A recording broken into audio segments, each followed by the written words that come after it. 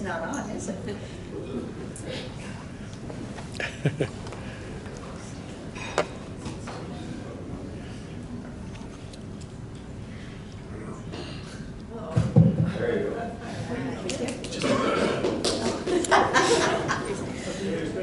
So, one of the Capitol Plaza people was here earlier, checking it out, talking, and you could hear it. It's, oh, we're all set. Last week, Gene Wilson said to me, I've noticed you're having trouble with the microphone. I'd be happy to come early and help get you set up in that. There's no Gene Wilson this week. So with that, shall we have our Pledge of Allegiance? I pledge allegiance to the flag of the United States of America and to the republic for which it stands, one nation under God, indivisible, with liberty and justice for all. Well, welcome everyone. You may be seated.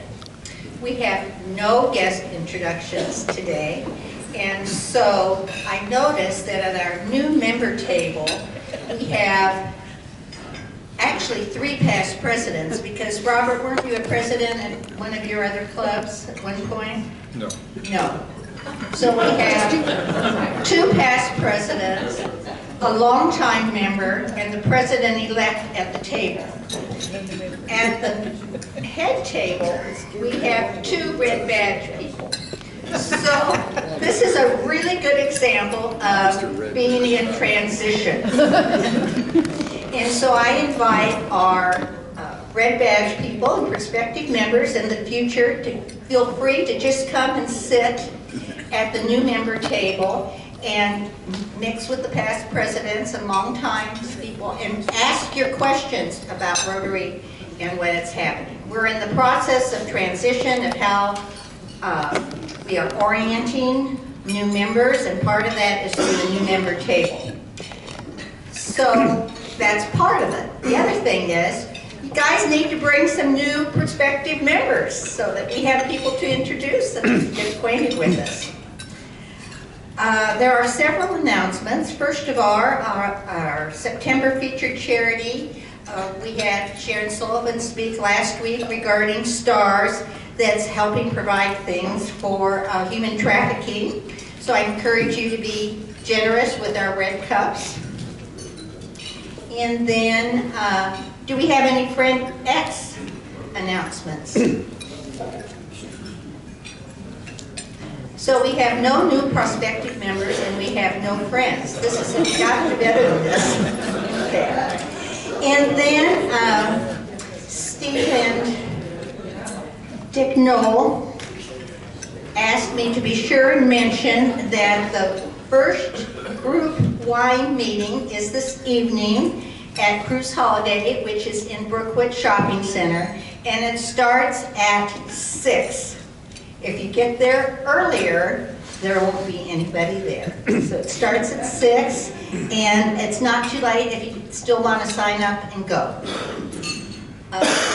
Now, they're asking for people to bring bottles of Italian wine.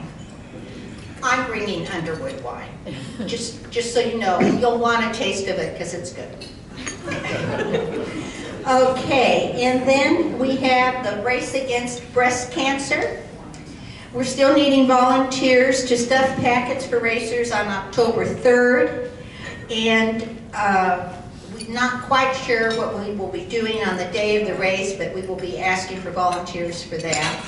And Kirk Johnson has put together a Rotary Club of Topeka downtown team to walk or run, and if you want to be a member of that team, you can just sign up online and say that you're with the Rotary Club of Topeka, and that'll get you signed up. And then we have need for volunteers for this weekend to help clean up the day center. I don't know, Kathleen, if you want to come up and say a few words about that.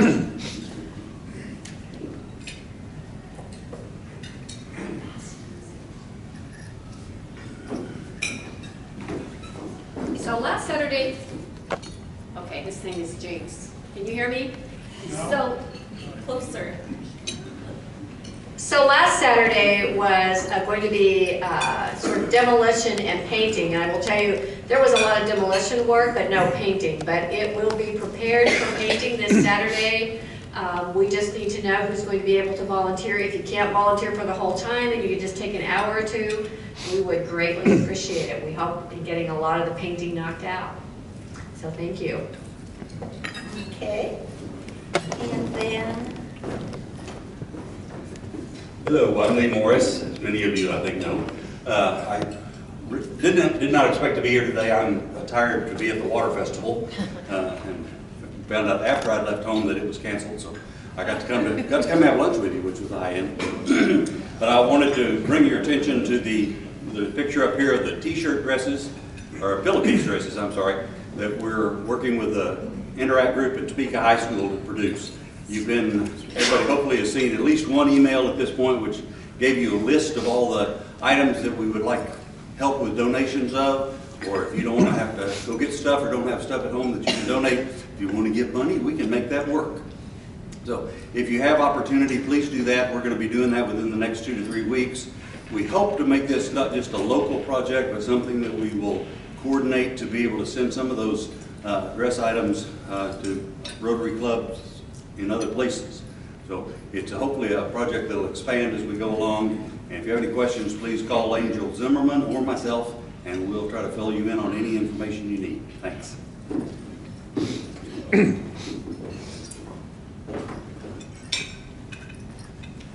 earlier this week, each of us received from the Rotary District 5710 their September district bulletin.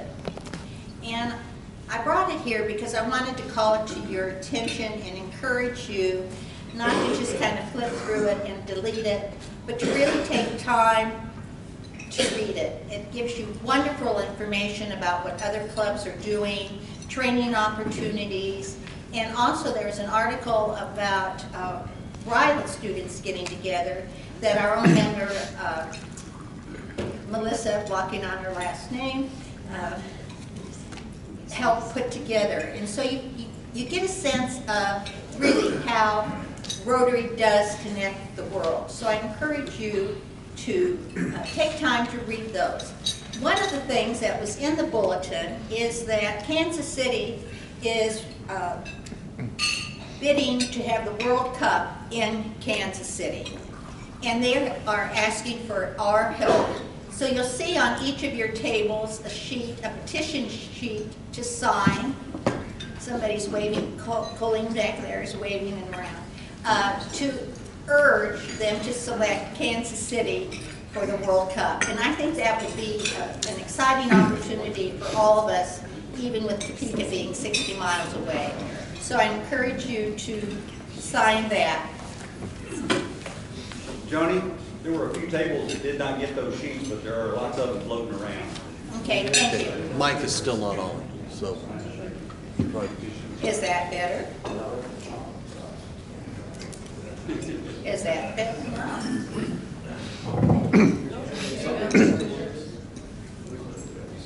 How's that?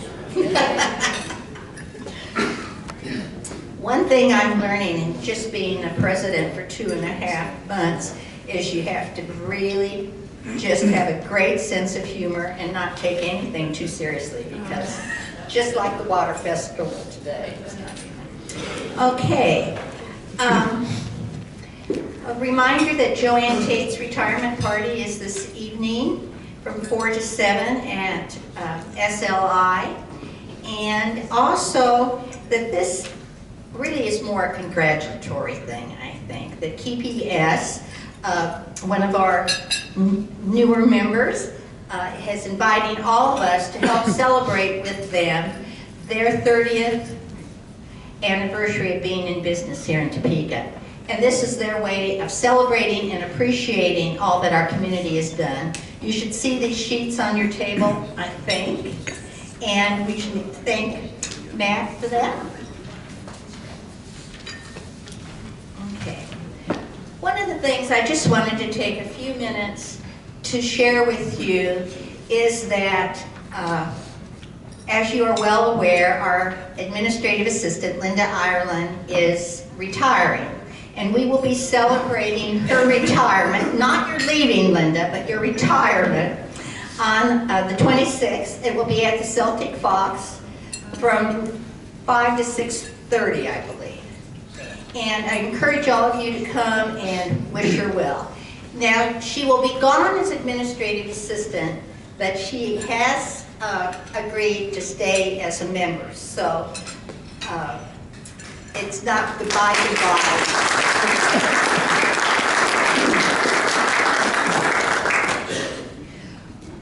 With her retirement, has given us as a club an opportunity to really take a look at our policies and procedures and how we're doing things, and really asking our club members to step up to do some of the things that Linda was doing that really was beyond what she was originally hired for.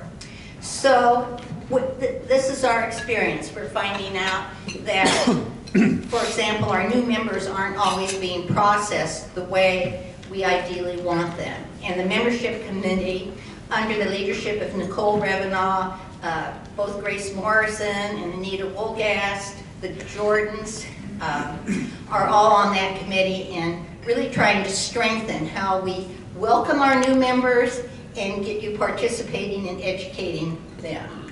And you'll see that, for example, with our billing system. We're trying to streamline that and get that more accurate so we can track payments and members for that. And Deborah Ricks is taking the leadership on that. Vince Fry has, as the media chair, is taking the leadership on who's going to be preparing and actually sending out the weekly email to people, preparing slideshows for our meetings. There's just a wealth of things that we relied on Linda to do that were beyond her original position description. So we are evaluating those tasks, evaluating how and what the administrative assistant will be responsible for, and hopefully we'll have that finalized by the end of this week, the first part of next week, and then soliciting applications for that. And hopefully we'll have the person on board by early October. So if you believe in God, pray for us that we get all through this transition. And also then, if you're interested in just doing a small task, let us know what type of things you're interested in, and we can get you plugged in.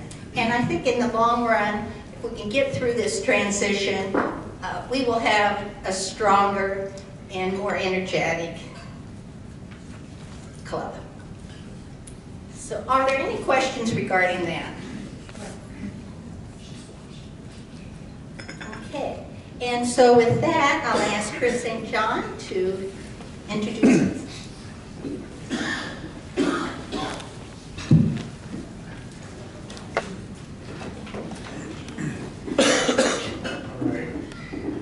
Good afternoon, I'm Chris St. John, here to introduce our speaker today. Our speaker is Tony Weingartner from the Kansas Bureau of Investigation.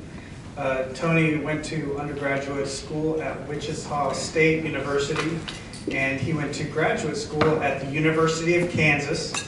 He is the number 3 man at the KBI and is going to talk to us today about emerging security threats to the state of Kansas, and he'll entertain questions about the KBI. So please welcome Tony Weingartner.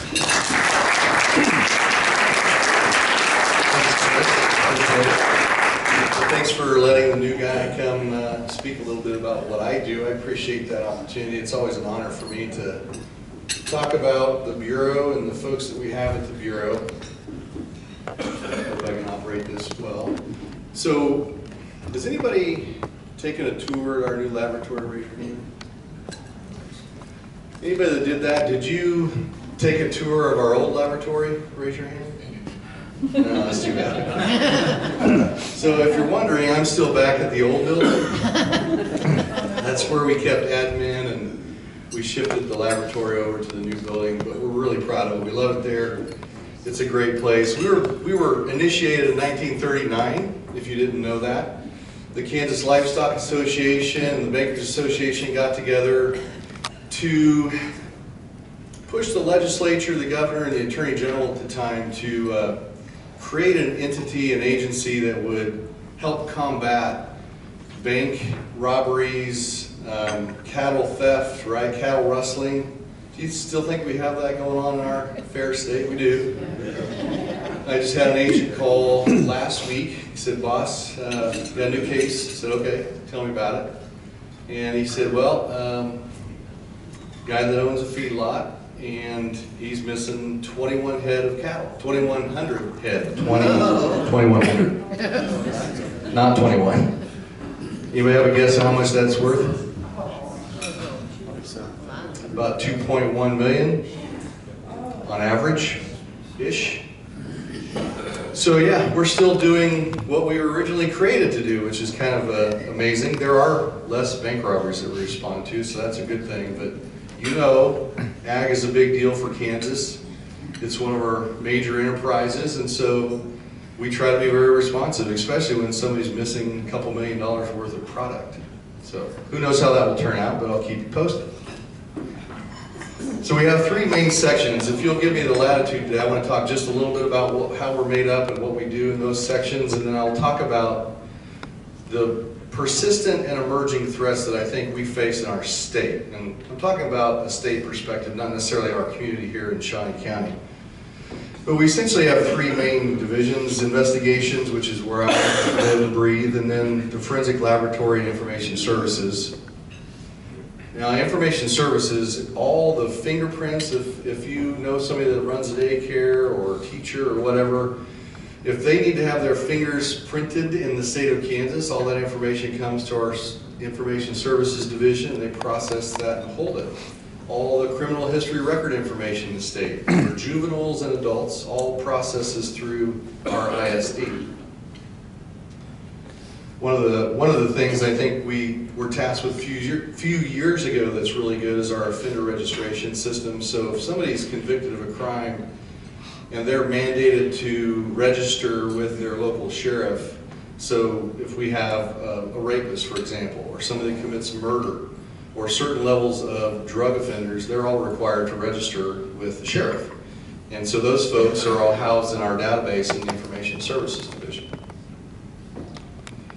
Now again, forensic laboratory, you guys are familiar with that. This houses about 70, I think we're about 60 or 70 forensic scientists. The reason I'm not sure is because it's a little hard to retain forensic scientists these days. We have a really good accredited laboratory, one of the first accredited forensic labs in the country, and we've had a good reputation across the country since then. And so when we get a new young college kid in that's trained up and we get them through our training process, sometimes they move on to other greener pastures. That's a little frustrating, but these are the things our lab does. And so on any given day, you're talking about 60 to 80 new cases that come into the laboratory. Now, when I say case, I mean that in the broadest sense. So each year, those cases requires our forensic scientists to do about 28,000 to 30,000 examinations on items of evidence. So you can imagine that's a constant, continual, ongoing process. They're really good at what they do. We have some state-of-the-art equipment, and now we have a state-of-the-art building to go with it, so we're pretty proud about that. Now this is where I cut my teeth in the Bureau. I started out in Great Bend, Kansas. I left Wichita. I was hired away from Wichita and started in Great Bend. So when I started, I was in special operations. And so this is how I grew up in the agency. Those 80 agents doing the major violent crimes, crimes against children, public corruption, those folks work with me in the investigation side. Wrong direction. One of the units that we have within the investigation section is our crime scene response team, which may seem sort of counterintuitive to you, but back in 2009, we endeavored to create something different in the Midwest. And by different, I mean a group that doesn't just show up and collect evidence, you know, take a swab of a suspect's blood or pick up a fingerprint off of a countertop. I'm not talking just about that. I'm talking about actually reconstructing, using scientific processes, what occurred in a scene. So through blood spatter analysis, through shooting reconstruction, through 3D laser mapping of the scene, that's what this group now does. And every one of these members goes through about a 5-week internal course that's taught by our laboratory and our agents. And then we ship them off for a 10-week course at the National Forensics Academy at the University of Tennessee. So they get the best training you can get and come back and we put them to work working scenes. This group responds about 58 times a year and they only respond to murders, officer-involved shootings. If it's a really serious, violent sexual assault, they'll respond to that, but for the most part, it's murders and officer-involved shootings. Kid cases, our child victims unit. We've made an effort in the last few years to prioritize crimes against children. Now, this is kind of slightly depressing. Sorry about that for your lunchtime conversation, but unfortunately, this is on the rise. I'll talk about that in a second. But these folks are specially trained. They do the forensic interviews with the kids, so that conversation with the kid can actually be used in a court of law as a matter of evidence. And they're responding a lot, folks. They take a lot of cases from local referrals. Cybercrimes, I'll talk a little bit more in a second. This is a new unit that we're just standing up. The legislature gave us funding last year to bring this on board, and so that's one of my hot topics and projects at the moment. Just promoted a new assistant special agent in charge in Wichita, and so we're going to house the new cybercrimes unit down in Wichita and in our new facility in Garden City, so I'm pretty excited about that. And they'll have about 8 agents just doing that work. In our special operations division, now these folks are the folks that think of it as proactive versus reactive. In the field investigations division, they respond to things, right? There's a murder that occurs, they go out and they help work that case. Special operations targets known offenders and organizations that are conducting criminal activity. And so that could be in many forms. One of the things they do is undercover work, where they do long-term undercover assignments with organizations or against them. We have our high-risk warrant team as a part of this, and a few other pieces. The criminal intelligence unit.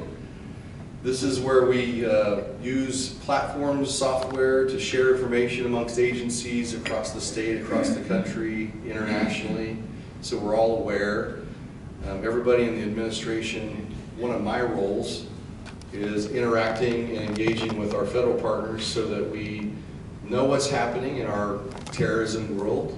You know, today being 9/12, it's probably good to talk about that. Yes, there's still things out there that's concerning. We know that.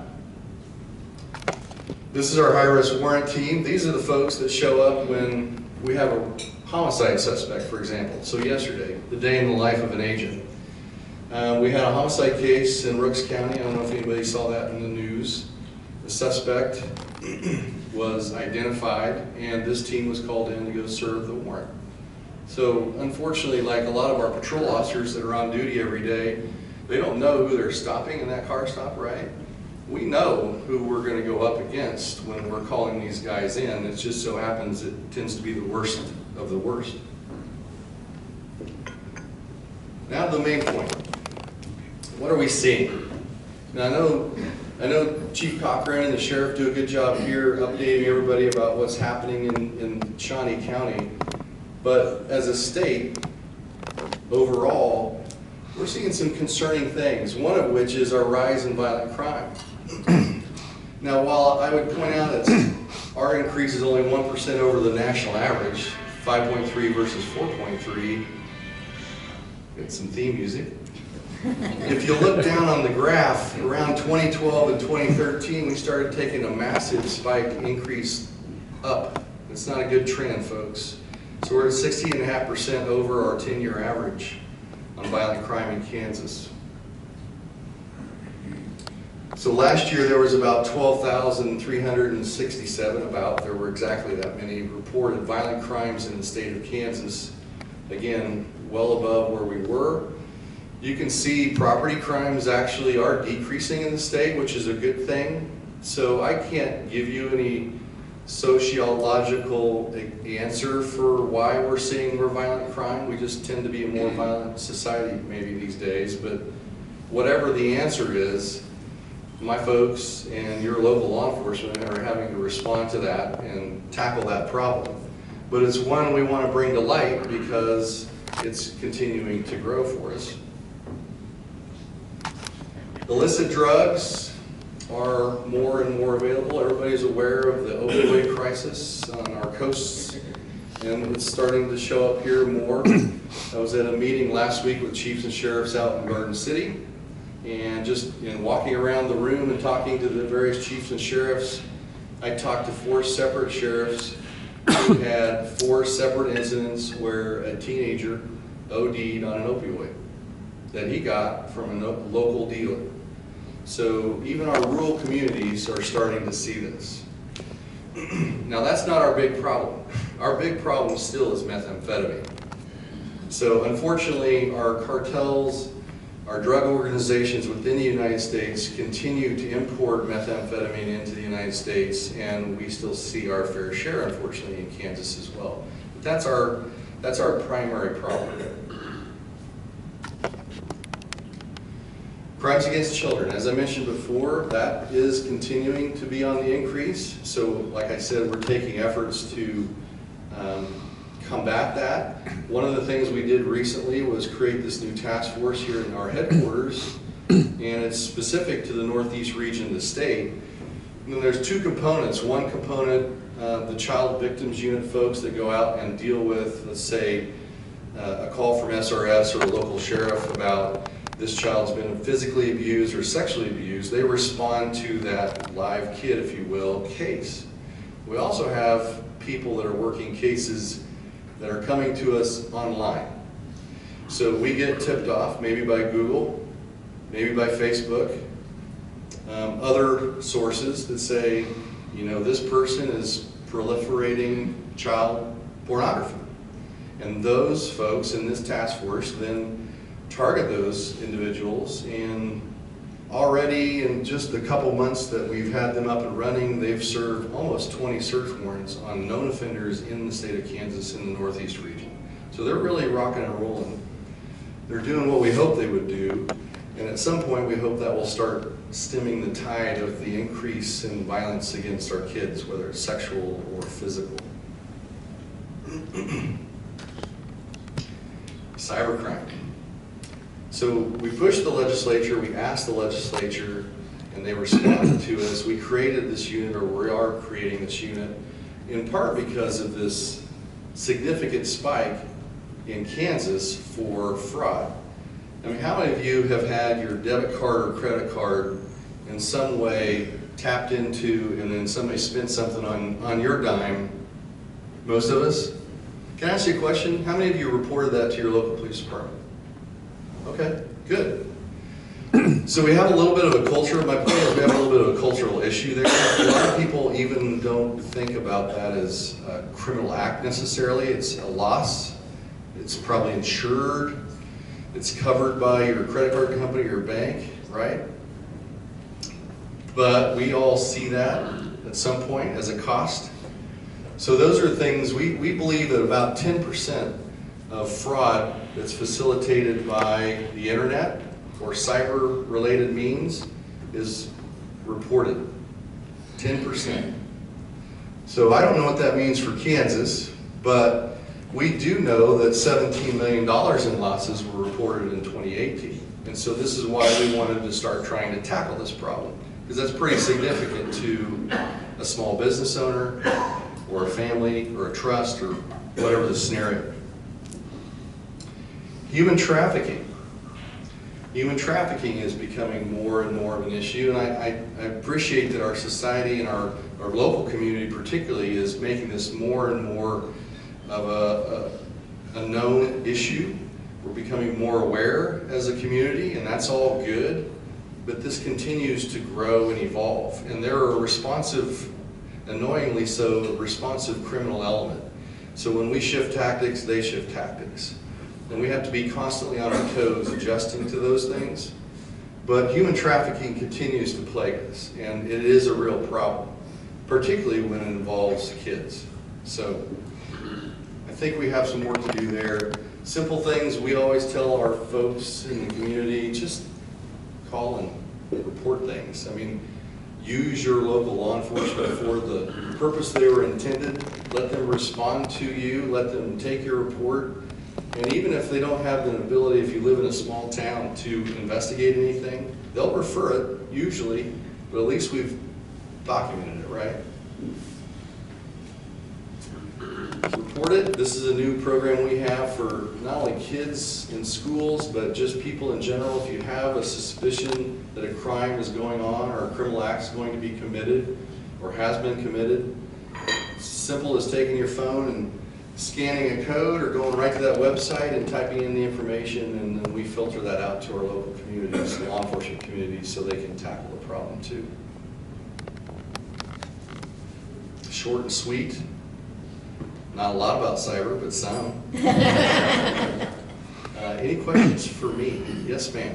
So back on the scam issues, my 82-year-old mother has been scammed.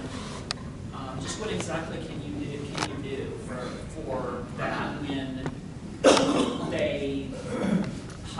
they have a phone number, but it's something that they spoof the number, so you don't know where exactly they're at. More than likely that they're overseas somewhere. Right. So there are resources for elderly. The AG just pushed a new group. It's all about enforcing and prosecuting crimes against the elderly. One of those is a fraud-related crime. So that's the first thing I would say. You can contact them at their office, and it's the Elderly Abuse Unit. You can reach out to the KBI and we'll get you the referral or the help or whatever too, and they can be reported to local law enforcement, that you have more or less resources depending on where you live to respond to that kind of thing. So to your question about what do you do, that actually hindered our ability to get movement in the legislature, because a lot of the folks we would talk to in the legislature, our legislators, said, why do we tackle something here when the perpetrator most of the time is out of our country? Well, I'll tell you why. My counterpart in Utah, at the Utah Department of Public Safety, his small little unit of 6 people cabbaged onto a case where a local business person was defrauded of about $5 million, I think. This bad actor, I don't remember the country in Africa, was in Africa, and so Utah partnered with the FBI, which we do, and they worked through the FBI LEGAT office in that African country, and they ended up prosecuting that person in a local trial and convicted that person in a local trial. Now, would they have the same impact that our criminal justice system would have? Maybe, maybe not. But sometimes there are real actions that can occur, but you know as well as I do, more often than not, nothing happens. And that's our challenge. I think we're still wrapping our head around this idea of what do we do with this digital theft, what do we do with this digital ID theft, what do we do with these problems? So we'll tackle it, but it might take us a while. Any other questions? Yes, sir. Tony, I agree with everything that you have said, and I thank you and the other agents in the KBI for working so diligently to keep us safe. The one thing I didn't hear anything about was the rise of white supremacy groups. Right, so one of the things that I'm tasked with doing is liaisoning to our Kansas Intelligence Fusion Center and the FBI's Joint Terrorism Task Force. So we've been very connected with the JTTF for, well, since they created it years ago. We have agents tasked to that, both of those activities. Get at least monthly, if not more regular, briefings about our criminal element, extremist elements that are occurring, whether they're outside the United States or internal to us. Do we have them in Kansas? Yes. Do we have our thumb on everything? Probably not. And it always worries me about that individual that can become radicalized to act out in whatever form or fashion they may choose. I don't know yet how we can stay in front of that, but I can tell you there's a very dedicated group of people that try very hard to do that very thing. But it is on the rise. We're seeing more and more instances of it. I was just briefed last week about a chat room where they're talking about how to circumvent federal and state of Kansas, what shall I say, intelligence gathering efforts about their particular group. So they're aware of us, and they try very hard to get away from us. I had a question back here. Yes, sir. There's been conversation about our fingerprint ID system being obsolete and about to melt down. Where's the legislature on that, and how long will it take us to transition to a new database? Yeah, so great question. Our APHIS, let me dispel a little bit of that. Our APHIS system is not going to crash today or tomorrow. Is it old? Yes. But we have, I think, about 4 IT personnel that are tasked with keeping it alive and running, and it will. So we've been in about a 5-year process of transitioning out of the old system into a new system.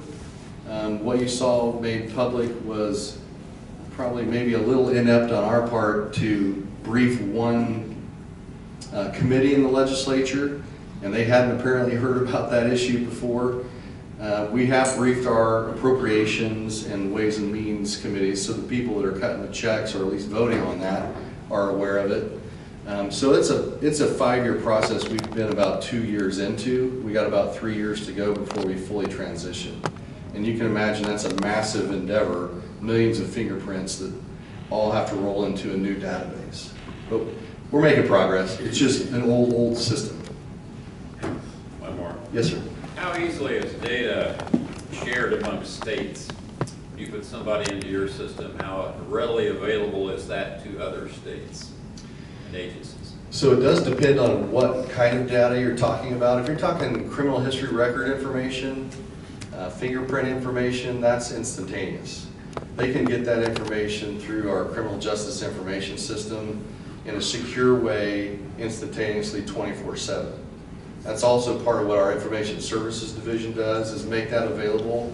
And every state has an interstate compact that makes sure that we're sharing that information in a real-time fashion. So I can't remember the actual stat, but I think our system is up and running 99.9 something% of the time. And those short durations where they're not, there's some kind of a patch or fix. In terms of intelligence information about criminal activity that's not yet been proven, we go through our Fusion Center to interact with other states and share information in that manner. So every state now has an intelligence fusion center as well, and it's our way of sharing that information, or through our federal partners, the FBI or Homeland Security.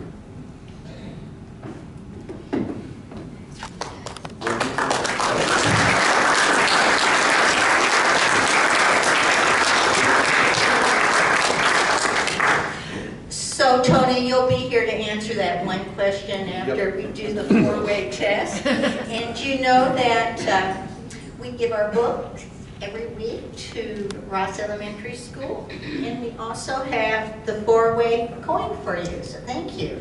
And now you have another check to get you off of to get your Bluetooth. You're welcome, thank you. So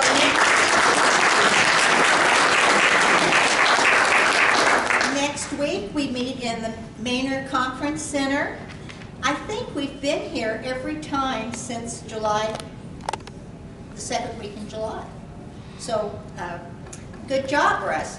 And our program will be Melissa Rowell on life-size sculptures. So I think that should be fun and a little lighter than the KBI. So with that, shall we end with the 4-way test? With things we think, say, or do, is it true? Is it fair to all concerned? Will it live, will it never will it be fun? Thank you all. Have a good week.